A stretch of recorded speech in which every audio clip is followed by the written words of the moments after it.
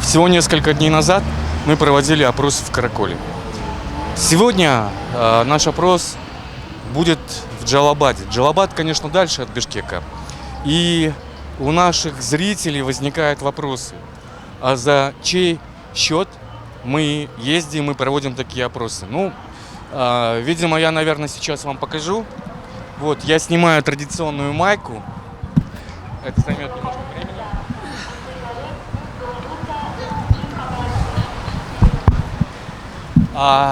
Сегодня спонсором нашей трансляции выступает сеть закусочных Бургер Плюс.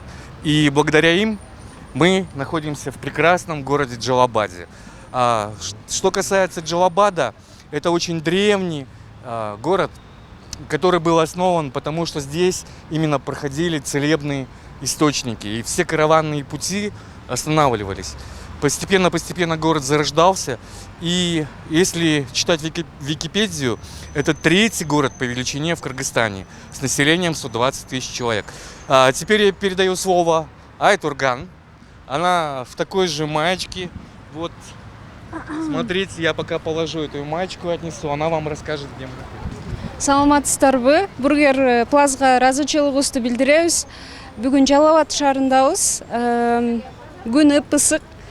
1 саат бою сиздер менен түз эфирде болобуз. Ушул 1 сааттын ичинде Жалал Абад шаарында деги шайлоонун алдында маанай кандай? Муну чагылдырганга аракет кылабыз. Биз менен болуңуздар, түз эфирди бөлүшүп, пикирлериңизди калтырууну унутпаңыздар. Итак, время 11:44. Поехали.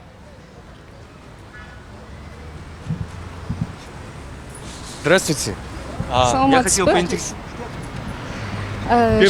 Шашылып бараткан го. Ну вот люди не торопятся, люди сидят на скамеечках, попробуем спросить их. Айтурган, давайте поинтересуем сомнением. Саламатсызбы? Биз Шаман ТВ каналынан келаткан президенттик шайлоодо сиз кимди колдойсуз?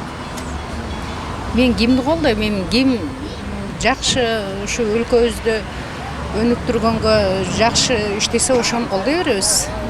Ким жакшы иштейт, ким өнүктүрөт деп ойлойсуз? Мен билбейм, мен аны дагы көрөбүз да өзү. Ким билет анда?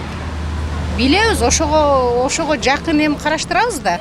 Уже жакындап калды да. Калды ооба. Я так понимаю, что первый голос не определились. О. Хорошо, давайте спросим у вас. Саламатсызбы? Сиздин оюңузду билсек болобу? Уруксат берсеңиз. Кандай ой? Биз Шаман ТВ каналы президенттик шайлоодо кимди колдойсуз? Менби Жээнбекти колдойм. Себеби? Себеби данный время иштеп атат. Допустим, Бишкекте шаардын ичинде где-то 75% көчөлөр асфальтталган, оңдолгон. Ошондой эле Бишкектин тегерегиндеги көчөлөр да оңдолгон. Кандай десем, данный время премьер-министр иштеп атат да. Ошонун жумуштары аябай эле жакшы. Анан бөлөк вариантты мен ойлоно албайм. Мисал алып келгенде Бабанов эле премьер-министр болгон убагында. Ал деле иштеген. Данный время келгенде Бабанов кандай иштейт, аны Кудай билет. Бирок Жээнбеков жаш өтүп калган, келечекте иштей турган адамдардын бирөөсү. Фактически алып келгенде. Эми дүйнө деп келбесе керек, эл деп келсе керек ал. Ошон үчүн ошол иштейт деп ойлойм да. Рахмат оюңуз үчүн. Биз сурамжылообузду улантабыз. Давайте продолжаем. Первый голос получил Жээнбеков. Саламатсызбы? Биз Шаман ТВ каналынан сурамжылоо жүргүзүп атабыз. Президенттик шайлоодо кимди колдойсуз?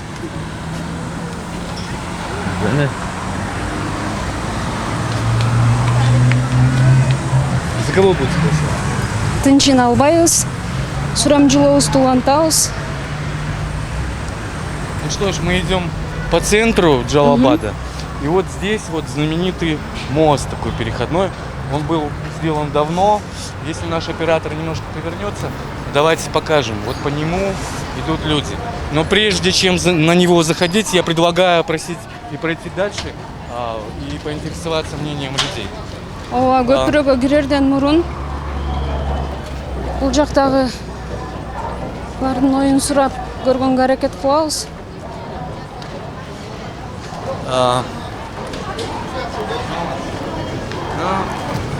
На будущих президентских выборах за кого отдадите голос? Я? Ким жакшы иштеген болсо ошого. Но, а кто это будет? Не знаю, человек не определился. Давайте поактивнее немножко. Спросим, поинтересуемся. Саламатсызбы? Биз Шаман ТВ каналынан келаткан президенттик шайлоодо сиз кимге өз добушуңузду бересиз? Bilmiyorum kimge versem ki hali başlamaz şekli ya başlandı mı? Şayloo başlandı mı şu? Шайлоо бар. 15 Октябрь, ha. ооба. Азыттарлап уже заран Шайлоонун тарган. алдында сурамжылоо жүргүзүп атабыз. Мына элдин шайлоого мамилеси кандай? Evde muamelesi şu elge hizmet kıladigan, halal, Kırgızistanımız önüge digan kılıp, hamma yaxshi narsalarni qo'lga kiritib, yoshlarga hamma udobsizlar qilib bersa, birinchi o'rinda sadik maktab masalasi, ko'proq sadik qurib bersin bizga. Bolalarimizga sadik yo chasnik emas, sadiklarga olib boryapmiz. Yoshlarga ish qilib bersin. Bizni qarilarga pensiyalarni qo'shib beryapti. Rahmat, Alloh rozi bo'lsin. Kim kelсе ушулардын баары аткарылат деп ойлойсуз? Endi bilmayman, qaysi hammasi bir-biridan yaxshi odamlarimiz. Kırgızistonda odamlar. Endi iymon insofi bor, bitta hamtasi bo'lsin deb Xudodan tilab o'tiribmiz, namoz o'qiganda duo qilib. Рахмат, Вот, голос не определился. Дальше спрашиваем. Идем. Центр Джалабада здесь гораздо жарче, чем в Караколе. Вот это чувствуется. Ну что ж вообще, мы работаем во всех областях. Мен дагы ошол оюма келди. Караколдун салкын абасы жөн эле көздөн учуп атат. Күн ысык. Саламатсызбы? Биз Шаман ТВ каналы келаткан президенттик шайлоодо кимге ишеним көргүзөсүз? Менимче Бабановго болсо керек. Татык туурагы ошол болуп көрүнүп атат го. Деп эсептейсиз. Мен оюмча да. Рахмат. Эмне Оюңуз үчүн? үчүн. Как өзүнүн сөзүнө жооп бере алат да бала. Рахмат. Продолжаем двигаться. Без Под GoPro Джалабад. Вот чыкмакпыз. этот уникальный мостик, он меня всегда поражал. Оператор, если покажет, немножко отвлечемся. Вот, наверное, таких... Жакшысызбы? Биз Шаман ТВ каналы келаткан президенттик шайлоодо сиз кимге добуш бересиз? Бабановго да. Ошого тутабыз. Себеби? Бабанов жакшы алып барышына каалайбыз да. Рахмат. Оюңуз үчүн рахмат. Чай пул бербейсиңер. 20 сом чай. Бабановго тутабыз. Рахмат. Алыңыз. Помощь. Ладно. Жардам сурады же жок дегенге мүмкүн эмес. Дальше. И Туркан, как ты думаешь? Я считаю, что надо пройти вперед и спрашивать больше у прохожих. Да? Потому что у нас были торговцы одни. Давайте спросим просто у людей, которые просто гуляют накануне. Вот говорит на Аксакал. Может быть, попробуем у него? Саламатсызбы? Биз президенттик шайлоо алдында сурамжылоо жүргүзүп атабыз. Сиз кайсы президентти, кайсы талапкерди колдойсуз? Неме кандай ким президенттикке ким болуп атат, шайланып атат. Шайлоодон алыс. Мы не можем говорить. Атабыз. Биз фамилияларды атасак мындай бизге ишенбей калышы мүмкүн көрөрмандарыбыз. Мен эмне кылышым керек эми силерге? Сиз мындан ары шайлоого кызыгып, бираз маалымат топтоп, Мындай 2 айдан кийин президенттик шайлоо өтөт. Не определился человек. Пойдемте дальше. Времени мало. На будущих президентских выборах за кого будете голосовать? Мен ушу жакшы иштеп берген жакшы президенттерден болушун каалайм да ушу. Ким жакшы иштеп берет? Бул эми азыр муну Атамбаев аркасында көп эми жакшы эле иштеп атат, бирок саат. Фамилию нам конкретно скажите. Кто будет? Или не определились еще? По-моему, это төртөө бириктик, ошолардын бирин күтүп атам да. Төрт эме партияга кошулду го. Ну, Ошолордун бири чыгабы деп ойлойбуз эми. Жаштар. Бириккендер төртүлүктүн кимисине деп жазабыз. Добушта. Сону эми өздөрү чечелек. Өздөрүнүн мындай бирин көрсөтөбүз деп атат го но жакында. если вы сейчас фамилию не назовете, голос не пойдет Нет, никому. пока. Значит, не засчитываю, не определились. Пойдемте дальше. Рахмат. Кстати, центр Джалабада, он намного заселеннее, чем в Бишкеке. Посмотрите, давайте отвлечемся. Какое скопление народа и там, и здесь. Это очень неожиданно. Считается, что это маленький городок. На самом деле Джалабад — это самая густонаселенная область. И по количеству избирателей это самая большая область в республике. Поэтому битва за Джалабад предстоит жаркая. Ооба, иш күнүнө карабай көчөдө аябай эл көп экендигин көрдүк. Давайте дальше продолжим, поскольку у нас очень мало голосов. Болот байке, бияктан сурап көрбөйлү. Давайте, да, человек ждет. Саламатсызбы? Шаман ТВ каналы келаткан президенттик шайлоодо сиз кайсы талапкерди колдойсуз? Өзү Атамбаев эле Атамбаевка конституция жол бербейт. Кайра президент катары талапкер болууга. Я не знаю, кому проголосовать. Макул. Все. Разрешите мне огласить предварительные итоги. Мы прошлись около 15 минут. Значит, у нас около 6 голосов, это которые не определились. 2 голоса — это Бабанов, и 1 голос — это Джейнбеков. Я напоминаю, что главный спонсор нашей трансляции является сеть закусочных «Бургер Плюс». Очень вкусные гамбургеры. Пойдемте дальше. Дагы бир жолу Бургер Плазга ыраазычылыгыбызды билдирип, сурамчылыгыбызды улантабыз. Ну вот здесь мы подходим к перекрестку. Вот, давайте пройдем. Вот здесь я поговорю. Здравствуйте. Скоро будут президентские выборы. За кого вы отдадите свой голос? Я еще точно не знаю, кто там прошел в кандидаты. Не определились. Нет, я даже не знаю, кто прошел в кандидаты. Спасибо, спасибо. Значит, не определились. Предлагаю там. Говорил по телефону.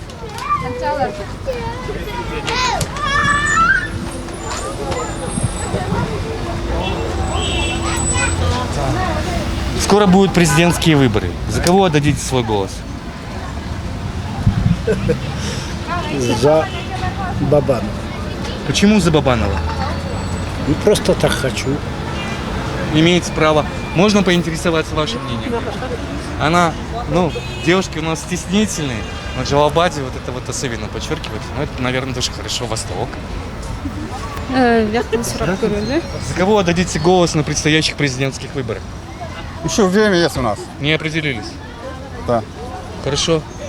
Хорошо. Предлагаю пойти вниз, поскольку тротуар здесь неплохой.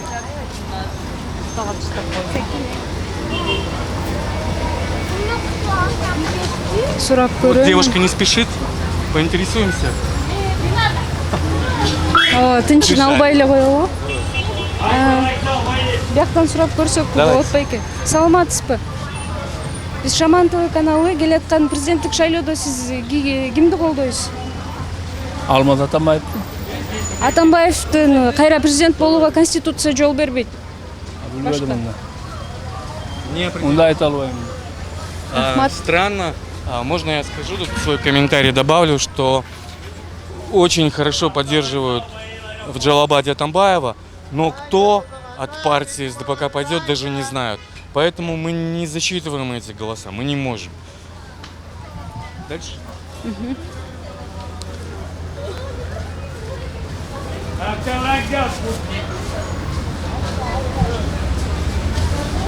Здравствуйте.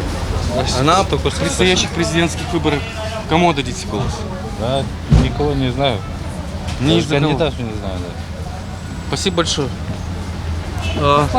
Здесь люди просто не знают, какие есть кандидаты. Это вот очень большой список, которые не определились. Смотрите. Но это еще не конец нашей трансляции. Давайте здесь поинтересуемся. Саламатсызбы? Шаман ТВ каналы. Шаман ТВ каналы келаткан президенттик шайлоодо кимди колдойсуз? Hem келерсің шайлау, әлі шайлауға дағы 1,5 ай уақыт бар.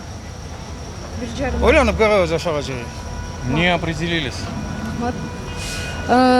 Байкаганыңыздардай эле эл күнүмдүк турмушу менен алек, шайлоо менен дээрлик иштери жок. Ошентсе дагы биз сурамжылообузду улантабыз, 1 саат бою түз эфирде калганга аракет кылабыз. Пожалуйста, расшаривайте наши трансляции, делитесь. Пусть как можно больше людей смотрят нас. Я знаю, что нас очень активно смотрят ребята с России. Вот, это многие из них там работают в Джалабаде. Это ваш город. Наслаждайтесь с нами вообще. Будьте в реальном времени. Смотрите, что происходит в вашем родном городе Джалабаде. Нам это тоже очень интересно.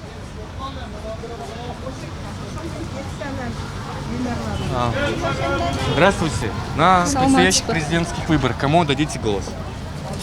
Я еще не знаю. Не определились? Нет. Да что ж такое вообще? У вас город, он полностью не определился. Ну, пока Джембекова, думаю.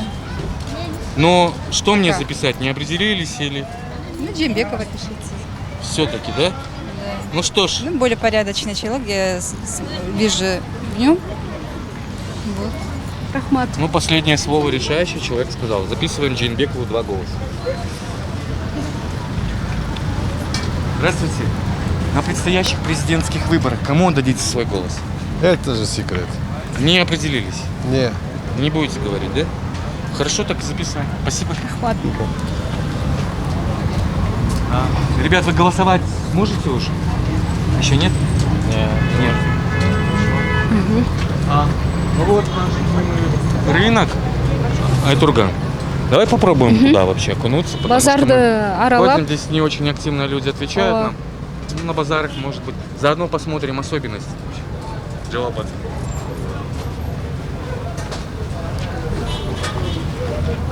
Мало чем отличаются вот эти базары. У нас все одинаковые приблизительно. Очень маленькие места. И в одном месте продается, как на Волжском, от одежды, да, я не знаю. Мен байкадым болот байке, кененирээк окшойт Жалалабадтын базары. Очень похож, да. Буга чейин дагы бир нече базарларда болдук, бирок тар болчу. Кенен. Да. Девушка по телефону разговаривает, брать бесполезно у нее интервью. А вот дальше мы можем поговорить. Давайте, Айтурган, вы подойдете и попросите. Вы женщина, спросите. Саламатсызбы. Здравствуйте.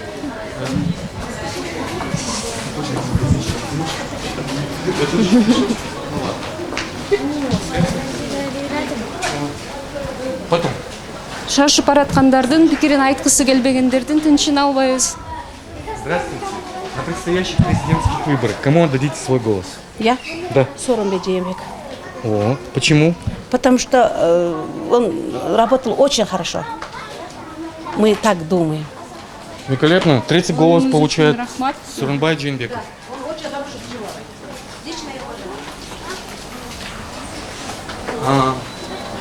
Я вот не знаю, куда путь выведет.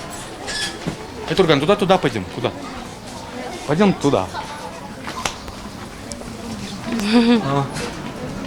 Тесные ряды, тесные улочки. Вот, но я уже вижу фрукты. Саламатсызбы. Биз Шаман ТВ каналы, биз сурамжылоо жүргүзүп атабыз. Келаткан президенттик шайлоодо сиз кимди колдойсуз? Эми билем, ошол күн келе берсинчи. Катыр бирдемге деп ачтаган. Ошол күн келе берсин, ана келип.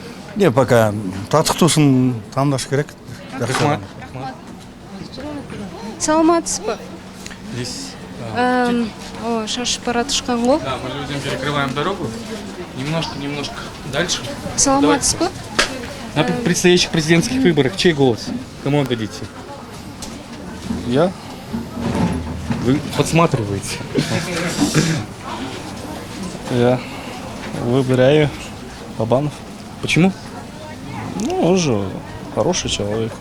Смотрит люди, какие проблемы. Все решает. Спасибо. Очень тесные ряды мы видим. Вот вкусности всякие, чебуреки. Сам ты с чем? С тыквой. С тыквой? О, с тыквой. Попозже вернемся. Смотрите, как красиво. Эже саламатсызбы. Биз Шаман ТВ каналы келаткан президенттик шайлоодо сиз кимди колдойсуз? Эми сүйлөбөй эле коеюнчу. Ишиңизге ийгилик. Сурамжылоосу кылгантабы. Очень тесные ряды. Я думаю, Ой. что нам идти надо прямо давайте. Вот сидят женщины, не спешат, может быть, им тише. Саламатсызбы. Биз Шаман ТВ каналы президенттик шайлоо жакындап келатат. Сиз кайсы талапкерди татыктуу деп эсептейсиз? Билбейм мен. Әлі ойлону элекпиз. Качан ойлоносуз? 2,5 ай калды. Ой, 2,5 ай эмес. 1,5 месяца. 1,5 ай. Не определились? Хорошо. Мындан кийин ойлоносузбу? Конечно. Я предлагаю по более широкому коридору идти, потому что мы там, просто скопление большое людей. И давай будем брать больше не у торговцев, а у посетителей. Именно они представляют разные слои общества. И это будет интересно, чтобы... вот парень идет, давай попробуем поговорить с ним. Здравствуйте. На предстоящих президентских выборах кому отдадите голос? Не знаю, Не определились. Спасибо. Вот. На предстоящих президентских выборах за кого голосовать будете? Я гражданин России, к сожалению. Ой, как вам здесь нравится? А что особенно нравится? Да я здесь не получил гражданство просто. Просто гражданство. Приехали. Скучаете, да? Нет, дом здесь. Пока дом живем, здесь. да. Предпочитаете где жить, там или там? Да, в общем, климат не подходит. В России, да? Да, климат не подходит, вот поэтому здесь пока. Ну что, я сам Джалабадский. Гостиница есть центральная? Я на Башенном кране строил. Дом счастья есть? Да. Я на Башенном кране строил. Ну здорово, удачи вам, спасибо. Спасибо. Я немножко отвлекся, такое лирическое отступление. Вот, потому что в Джалабаде на самом деле очень трудно увидеть людей славянской внешности, их меньше явно здесь чувствуется, но попадаются. И люди даже возвращаются, это хорошо. Надо больше у посетителей. Давайте. Здравствуйте, на предстоящих президентских выборах кому голос отдадите? Көбү соодасын кылып шашып бараткандар окшойт. Ничего. Биз ошентсе дагы сурамжылообузду улантабыз. Здравствуйте. На предстоящих президентских выборах кому голос отдадите? Представьте, что он решающий. Я думаю, Сооронбай. Почему? Он нормально проработал свой пост. Спасибо большое. Встречайте. Мы записали. Все нормально, я понял. Саламатсызбы. Саламатсыз. Биз Шаман ТВ каналы президенттик шайлоодо сиз кимди колдойсуз? Кимизи Кыргызстанды өнүктүрүп элге кызмат кылса ошону колдойбуз. Башка эми бизде азыр бийликте отургандарына эч кимге ишенич жок. Не определился, правильно? Элге бирөөнүн жардамы тийген. Эл өзү менен өзү жашаган. Бийликтин күчү менен. Рахмат. Минуточку. Значит, сейчас уже 12:06, и мы вещаем почти 20 минут. Давайте промежуточные итоги я скажу. Во-первых, большинство голосов здесь. 1, 2, 3, 4, 5, 6, 7, 8, 9, 10, 11, 12, 13, 14, 15, 16. Я поставлю 16. Это люди, которые не определились. Бабанов получает 4 голоса. И Дженбеков получает 4 голоса. Пока о других кандидатах не говорят. Я напоминаю, что спонсор нашей трансляции – это сеть закусочных «Бургер Плюс». Мы им благодарны. С их помощью мы здесь. Мы ведем трансляцию. Я думаю, что это не последний город, где мы проводим трансляции. Но об этом мы не скажем. Никто не знает, где мы появляемся, когда мы появляемся. Для честного опроса. Пойдемте. Бургер Плазга ыраазычылыгыбызды билдирип, сурамжылообузду улантабыз. Посмотрите, какие фрукты. Вот, замечательные. Это в Джалабаде растут такие фрукты, да? Азыр болсо Болот Байкеден Кыргызстандын базарындаларында эмне канчадан рубрикасы. Я что, попробую, да? Надо сюда вернуться. Почем? Вкусно? Если недорого, вообще как бы покупайте джалабадский виноград. Это источник здоровья. Но у них очень много источников, природные источники воды. Это уникальный город. Нам очень нравится. Мы вас спрашиваем.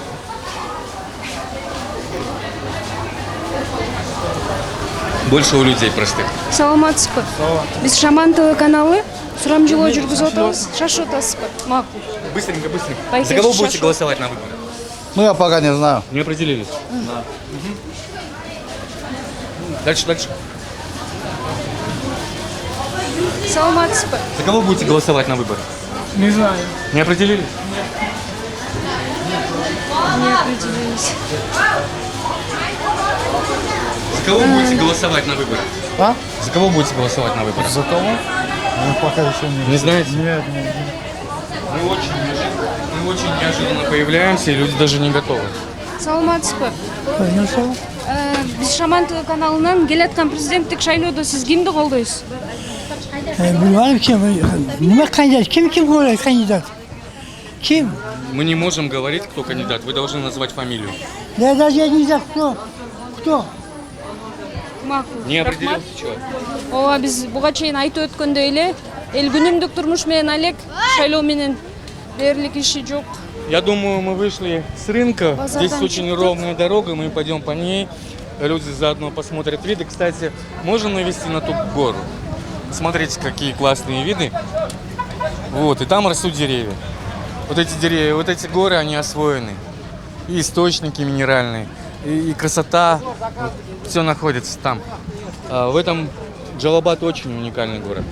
Ну что ж, Болот Байке, продолжим. бул ушул жакка барып пикирин сурап көрбөйлүбү? Давайте, хорошо. Саламатсызбы. Не надо, я просто так здесь приехал. Нет, просто за кого голосовать будете на выборах? Давай до этого дойдем сначала. Не определились? Пока нет. Рахмат. Есть вопрос? Бул жакта да байкелер турат. Барып пикирин Хорошо. сурап көрсөкпү? Саламатсызбы.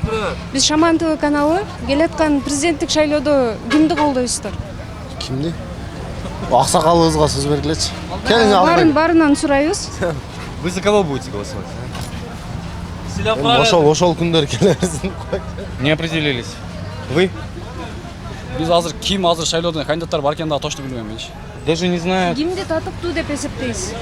Мен эч кимди таттуу эсептебейм. Вообще, как бы, очень уникальная ситуация. На самом деле получается, что Карабалта, Ошский базар и Каракол гораздо больше активнее, они знают фамилию кандидата. Здесь большинство людей просто не знают, кто будет выставляться на выборы. Ну, видимо, это особенность. Турган, право выбора за тобой, куда ты хочешь идти? Дагы базарды аралап көрөлү ушундайбы? Мы хотели так. Айтурган сказал так. Ну что ж, пойдемте. Вактыбыз бар.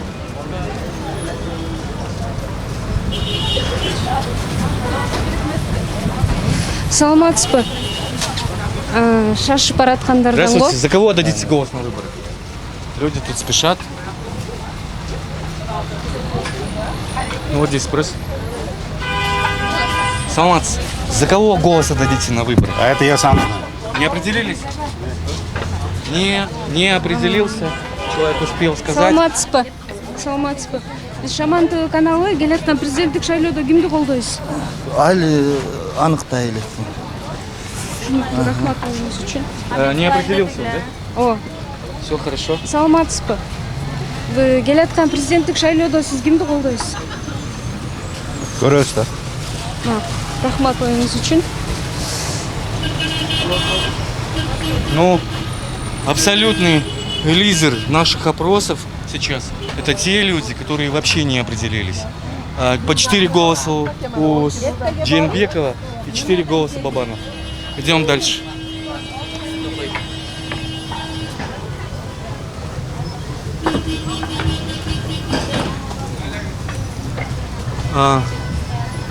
Джалабадская область густо населена. Здесь большой процент избирателей. Во многом от этой области будут решаться выборы, кто победит. Но битва за электорат, видимо, здесь будет жарко, еще раз я говорю. Давайте продолжим, поговорим.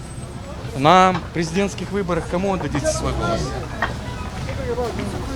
Ну, здесь я не знаю, так я, наверное, не буду записывать никому. Саламатсызбы. На президентских выборах кому отдадите свой голос? Ой, извините, я недавно приехала из России. Я не в курсе. знаете? Кимдер вот так. Хорошо, даже фамилия не Бир знаете. жарым айдан кийин Кыргызстанда президенттик шайлоо өтөт. Сиз мындан ары көбүрөөк маалымат издеп, татыктуу талапкерди тандайсыз деп ишенебиз.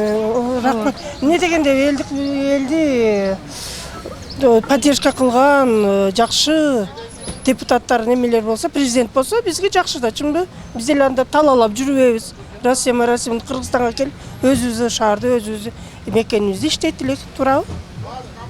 Спасибо, вы не определились пока, да? Да, еще недавно приехала. Хорошо. Саламатсызбы. Биз Шаман ТВ каналы келаткан президенттик шайлоодо сиз кимди колдойсуз?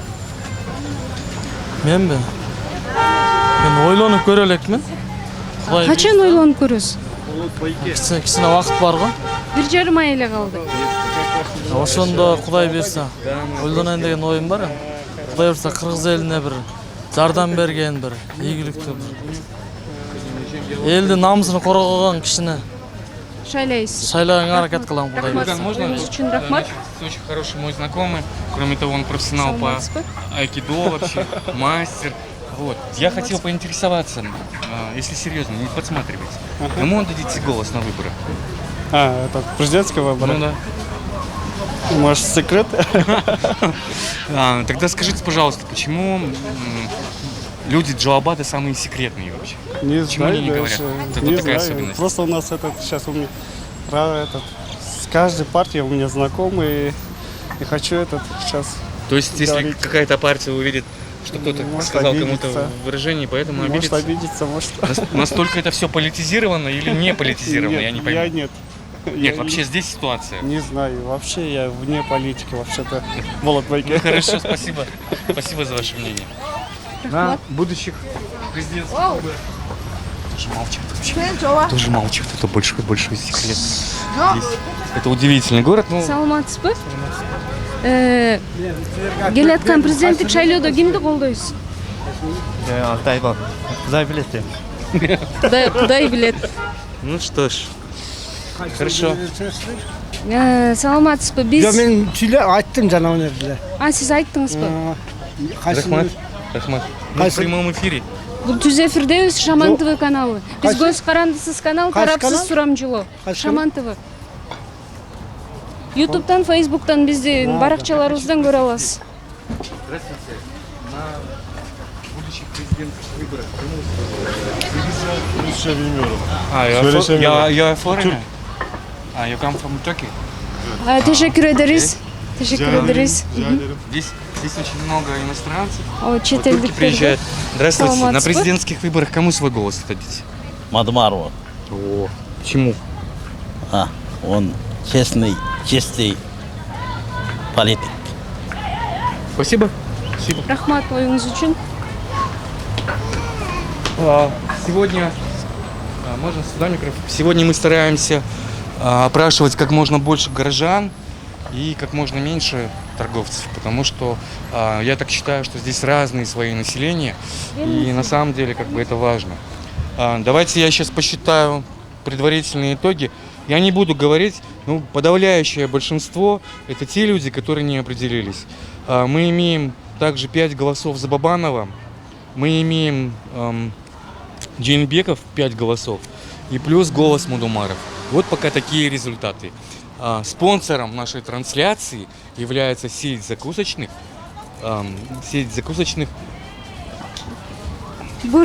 Бургер Плюс. Бургер Плюс. Вот. Хороший рисунок, Бургер Плюс. Бургер Плазга ыраазычылыгыбызды билдиребиз.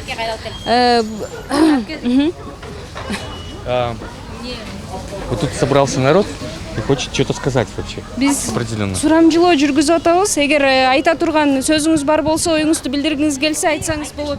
Сиз түз эфирдесиз. келаткан президенттик шайлоодо кимди колдойсуз? Шайлоо боюнчабы? Шайлоо боюнча биз Сооронбай Жээнбековду колдойт элем. Себеби? Себеби мурун иштеген, опыты бар. Анан кийин мындай ишмердүүлүгү, өзүнүн адамгерчилик сапаттуулугу менен.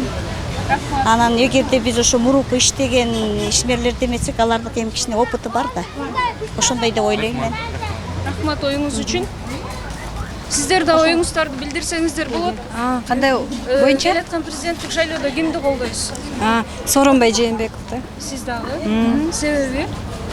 Себеби эми азыркы шартка байланыштуу мындай туруктуу болуп жатат. Мага жагып жаткандыктан ошону колдойм. Рахмат оюңуз үчүн. Хорошо. Камжылообузду кубантабыз. Саламатсызбы? Биз Шаман ТВ каналы. Келаткан президенттик шайлоодо сиз кимди колдойсуз? Билбейм. Мына баладан сурап көрөм, мына бала билет. Ошол бала билет. Макул. Рахмат.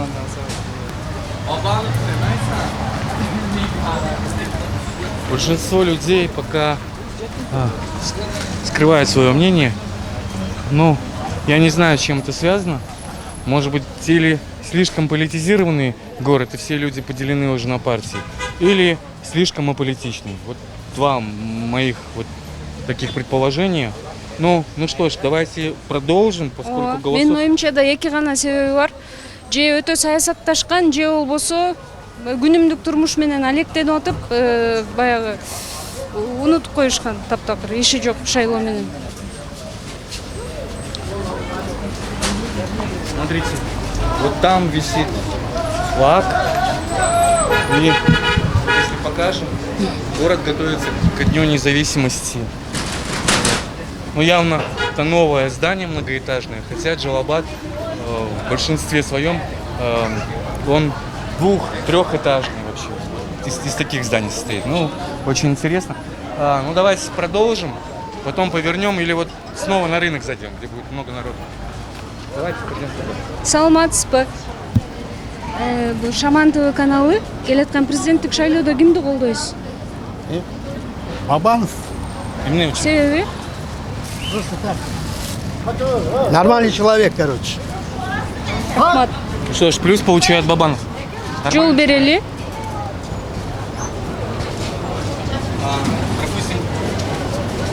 Саламатсызбы? Саламат. Биз Шаман ТВ каналынан сурамжылоо жүргүзүп атабыз. Сиз кайсы талапкерди колдойсуз келаткан президенттик шайлоодо? Кайсыны? Мен мекенчил партияны колдойм. Атажыл, анан кийин неме? Конкретно фамилия. Президенттик шайлоодо. Фамилия? Ооба. Лично, да, колдойм Ташип Камчыбекти. Адахан Мадымаровду.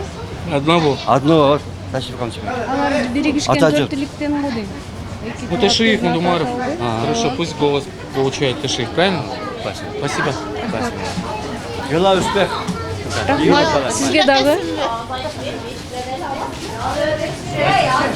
На предстоящих выборах за кого будете голосовать? Ты за кого скажешь, за не буду голосовать. За кого скажут, а кто скажет?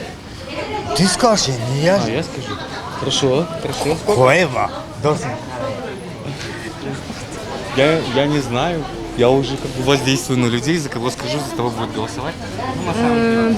Эже сода менен Просто алек. люди в праздники имеют право отдыхать. Замечательный. Саламатсызбы, байке? Биз президенттик шайлоого карата сурамжылоо жүргүзүп атабыз. Сиз кайсы талапкерди колдойсуз? Билбедим эми. Ойлоно элексизби? Я вот одно не пойму, да? Видимо, уже партии работают здесь, и все уже на кого-то работают, и поэтому скрывают результаты. Или реально народ не определился? Реально. Не определился, да? Ага, хорошо. Спасибо.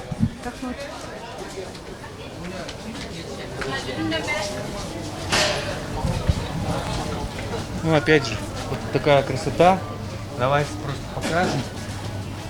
Потому что нас смотрят ребята из Москвы, ребята из других городов. Вот это ваш Джалабад, вот это ваши яблоки, Это ваши персики, виноград. Вы, наверное, скучаете. Вот. Ну, приедете, обязательно попробуйте. Идемте дальше.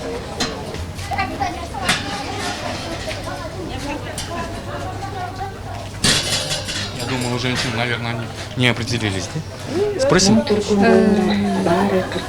Шашып бараткандай сезилдим. Хорошо, давайте здесь.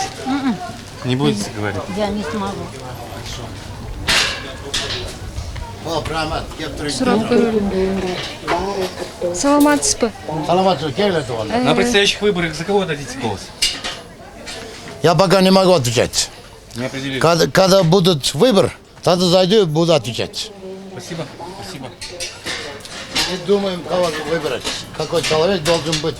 На выборах кому дадите голос? Никому не дам голос. Против всех? Против всех. Саламатсызбы?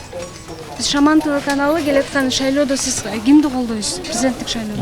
Әлі ойланайын екен. Качан ойлоносуз? Айта алмаймын. Рахмат оюңуз үчүн. Вот здесь, кстати, весьма неожиданные для нас результаты. Большинство народов не определилось. Мы имеем 1, 2, 3, 4, 5, 6 голосов за Бабанова. 1, 2, 3, 4, 5, 6, 7 голосов за Джейнбекова. Мадумаров, Ташиев получают только по голосу. Вот такие сейчас результаты. Ну что ж, идем дальше. Мы уже работаем около 40 минут. И скоро будем заканчивать и подбивать итоги.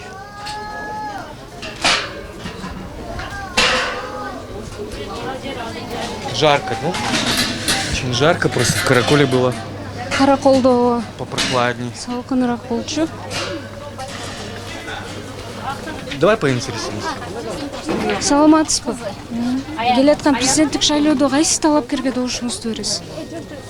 Эми келаткан талапкерге мен ушу Сооронбай Жээнбековго берейин деп турам. Себеби? Себеби биз мамлекеттин ишчисибиз. Анан кийин ушу мамлекет үчүн эми мына телевизордон көрүп атабыз кылган иштерин. Анан бардык мамлекет Кыргызстан боюнча жактап атышат го. Анан эл кайда ошол жака көчүп биз дагы ошо билип эмгектерин баалап ошо шайлайлы деп турабыз. Рахмат. Оюңуз үчүн чоң рахмат. На предстоящих выборах кому отдадите свой голос? Кого? На предстоящих выборах кому отдадите свой голос? Конечно, Сооронбай Жээнбекова. Почему? Пока они сейчас работают, у них команда нормальная. Они работают сейчас более-менее. Рахмат оюңуз үчүн. 9-й голос. Биз Шаман телеканалы келаткан президенттик шайлоодо кайсы талапкерди колдойсуз? Баардыгын колдойм да мен. Рахмат Не оюңуз үчүн. определились, да? Чечилелик. Ойлош керек.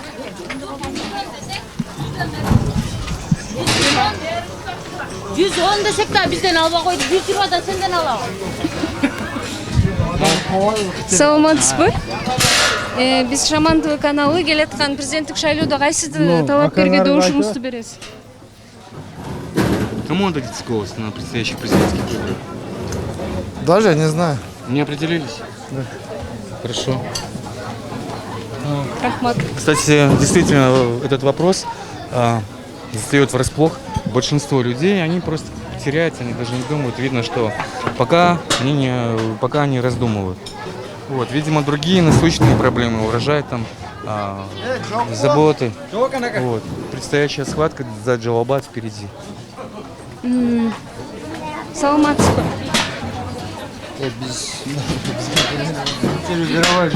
Макул. Почему-то в процессе наших опросов нам постоянно попадаются ряды с едой. И ряды с едой вообще какая пища, ну, наверное, это интересно. Вот давайте посмотрим, покажем. Вот джалалабадские самсы. Самсы с чем? А почем? Нет, с мясом, да? По 10, да? По 10 сомов одна самсушка, ну это вообще как бы очень смешные цены такие. Житчи, вот пайке жит, тамактан житти. Студент бул житти бере албайбыз. Очень запах. Укмуш. Сейчас, минуточку. Дальше проводим опрос. технически у нас все нормально? Все. Технически мы беспокоимся, потому что здесь очень шумно. Телеги, люди. Перед 1 сентябрем, ну, скоро школа начнется. Видите, какое большое количество детей здесь собралось. Если мы туда посмотрим, это настоящий Бомбей. Просто настоящий Бомбей, посмотрите вообще. Телеги, ряды. Вот. Очень густонаселенно. Күн дагы аябай ысып кетти, эл дагы көбөйүп кетти, болот байке. Жыйынтыктай ыс го дейм. Да, Бирастан я кийин. согласен. На предстоящих президентских выборах за кого отдадите голос? Еще не решил. Не решили, да? Да. А вы хоть фамилии знаете, кто будет выставляться? Не знаю. А кто?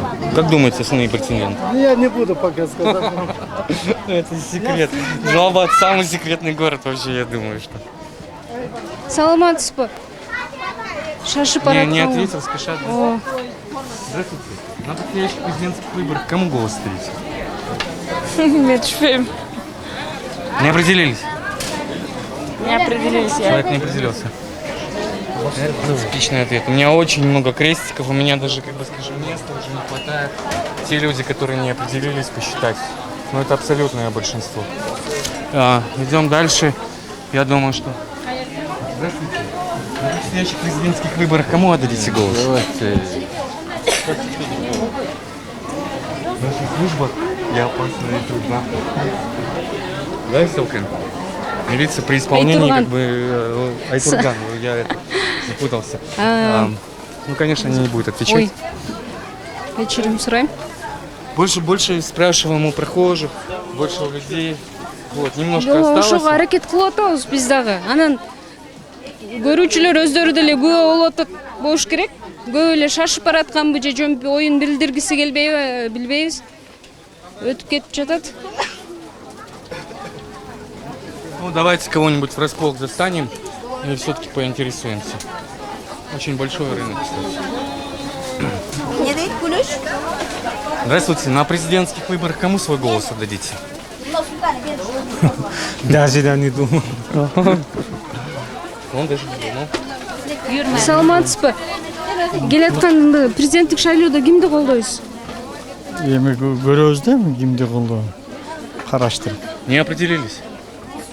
Посмотрим. Спасибо. Рахмат. Оюңуз үчүн.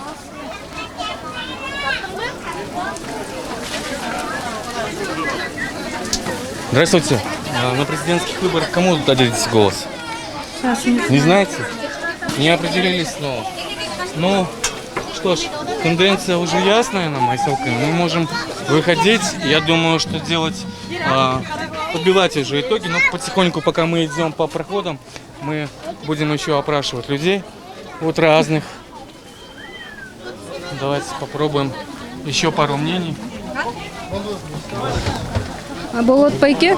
На выборах кому отдадите свой голос? Я сейчас не могу. Не определились? Не определился. Ну, логично.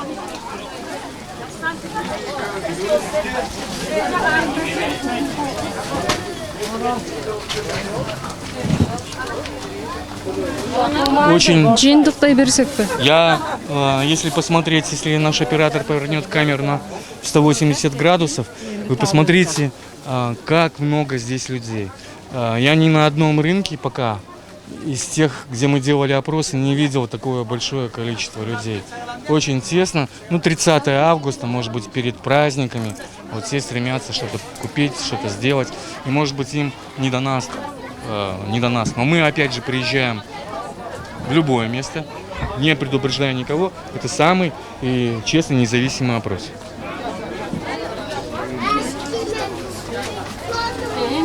Настоящий Бомбей.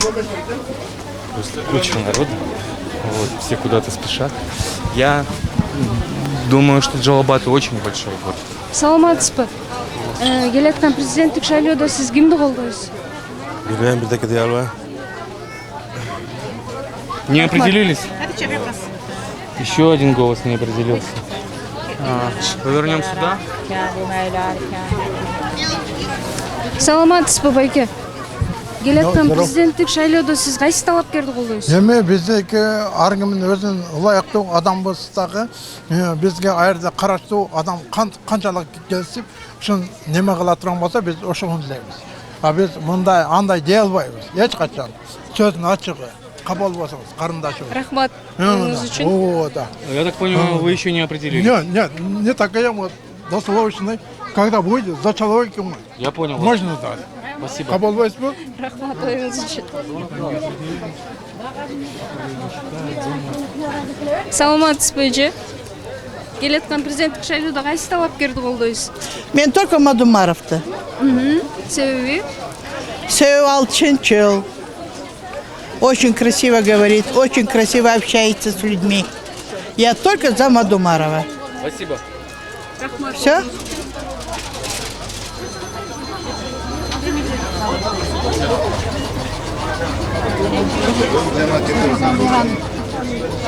Здесь еще лето. Градусов, наверное, 35 есть. Вот. Здравствуйте. На президентских выборах кому отдадите свой голос? Не знаю. Кому деньги дать? Там Ну, это хороший ответ, достойный. Добушуңуздарды сатпаңыздар, урматтуу көрүүчүлөр. Добуш сатылбайт. Добуш сатпаш керек. Бул жакшы эмес үлгү болду. Человек разделяется. Вы за кого будете голосовать? За достойного, наверное. Не подсматривайте. Кого вы считаете достойным? Наша, если южный, ну, Джембек, Я этот наверное. голос не считаю, потому что подсказывать человек сам не определился, это неправильно вообще. Это под давлением.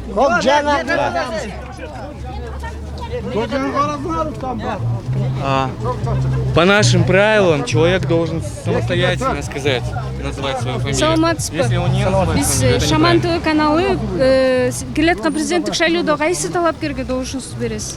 Эми ким татыктуу болсо, эл үчүн кимиси күйсө ошого беребиз да Эл биз. үчүн кимиси күйөт деп ойлойсуз? Эми кимиси ким билет эми. Кимисинин неме кылганы эми. Сиз чечелексиз азыр. Жок, чечелекпиз. Макул. Сиз Бабанов. себеби? Жакшы адам. Рахмат оюңуз үчүн. Ну что ж, я сейчас посмотрю, сколько мы ведем трансляцию уже.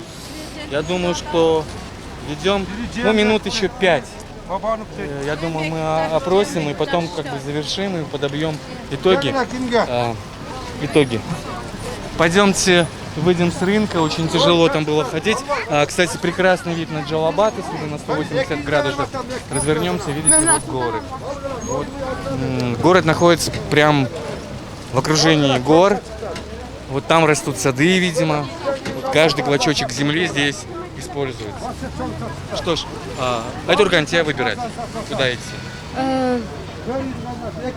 Прямо? Ну что ж. Түз багыт алдык.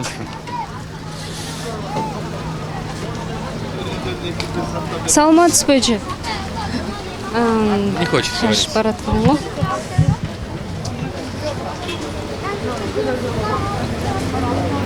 Саламат, на выборах за кого будете голосовать? А за кого надо голосовать? А вы не подсматриваете? Сами говорите, за кого будете голосовать. Сиздин чечимиңиз, сиз чечесиз, өзүңүз кандай? Кимди татыктуу деп эсептесеңиз, ошого добушуңузду бересиз. А кимден? Сиз шайлоо менен такыр ишиңиз жок. Ооба, ишим жок. Мындан кийин көбүрөөк маалымат издеп, 15 октябрда татыктуу президентти тандайсыз деп ишенем. Биз айтканга болбойт. Рахмат, просто, как бы скажем, человек, Айтурган, даже не знает фамилии, ну что ж спрашивать, он вообще антиполитичный, это хорошо. За кого будете голосовать на выборах? На выбор? А кто вот сильнее, кто вот там честный? Вот, говорит. Как думаете, кто? Я не знаю сейчас. Все не определились. Политик. Не как его сейчас вот Джалабадский, как Төребаев? Нет, подожди. Как Төребаев? Кыргызча айтсаңыз болот, ойлонуп. Жок, вообще, да, вот, может, да, вот.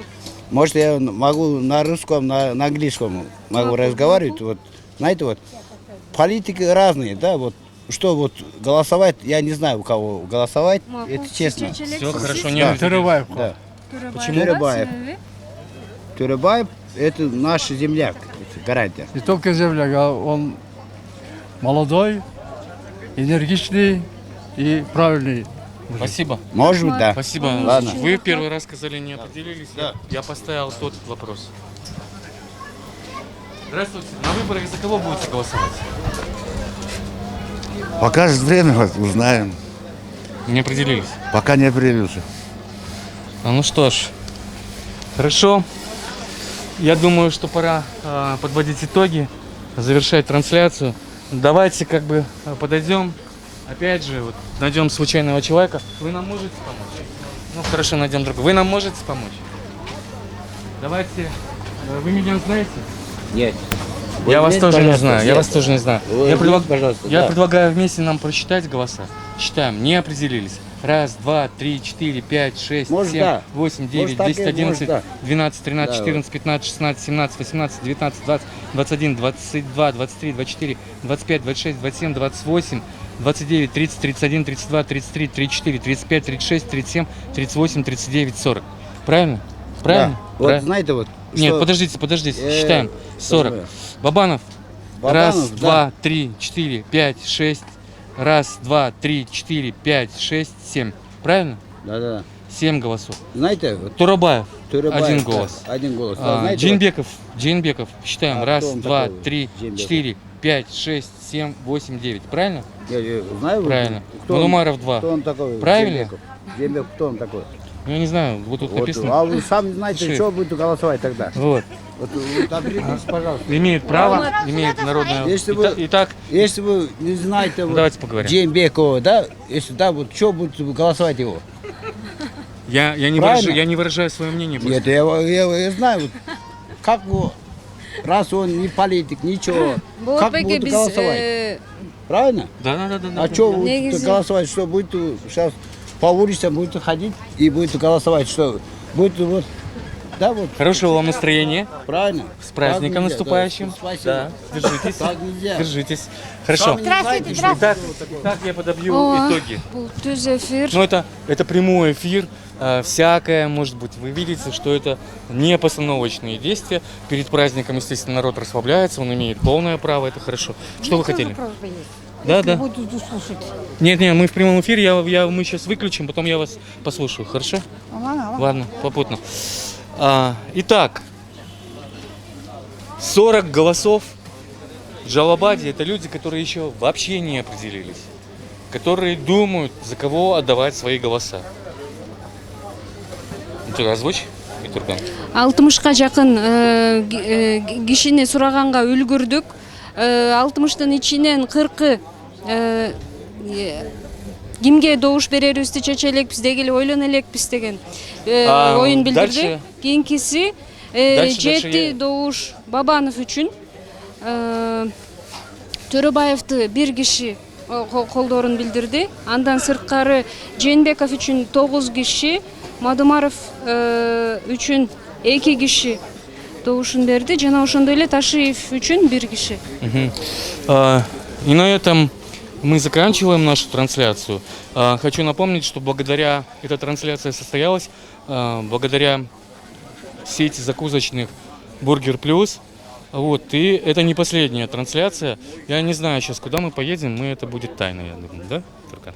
Бургер Плюсга дагы бир жолу ыраазычылыгыбызды билдиребиз. Көрөрмандарга дагы кийинки түз эфирден жолукканча саламатта калыңыздар демекчибиз. Мен де тутпайсыңар, эгер жакшы өзүмдүн көңүлүмдөгүлөрдү айтсам болобу?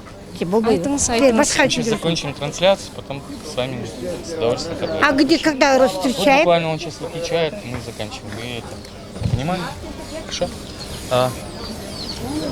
Сейчас буквально несколько минут. Жарко у вас здесь, да? Такая погода? Жарко.